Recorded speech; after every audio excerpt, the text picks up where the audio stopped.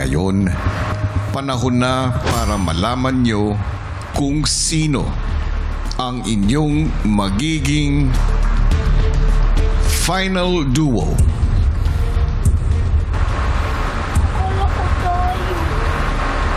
my God, Wow. wow. Hindi pa tayo. Duo formation? Lagi ko na sinasabi na meron talaga akong gusto maging final duo. Si Brent po, kuya. Ngayon lang ako lalaban for duo formation para makuha yung duo ko na iniisip na yon. Pero hindi lahat sa inyo ay magkakaroon ng pagkakataong marating ang yugtong ito.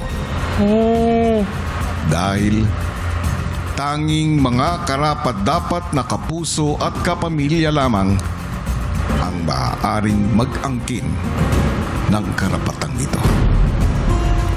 At ang tanging paraan para ito'y makamtan ay sa pamamagitan ng dalawang Big Intensity Challenge. Sobrang intense. Sa bawat Big Intensity Challenge, dalawang grupo ang sasabak dito. Magiging magkakompetensya ang mga kapamilya sa isa't isa.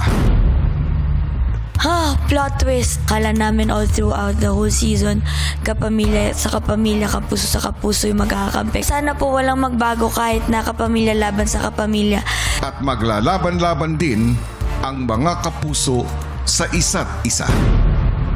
Lahat naman po kami nandito para sa pangarap namin. Gusto talaga namin lahat umabot sa big night. Ito na yung final eh. It's something that I really want.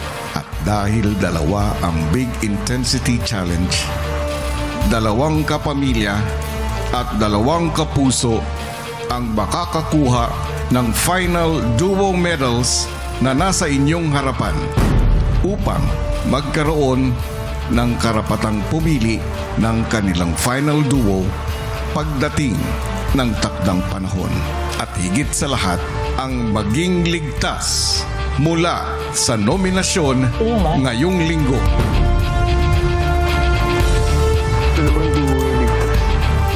Ang tanong, kayo ba ang karapat-dapat?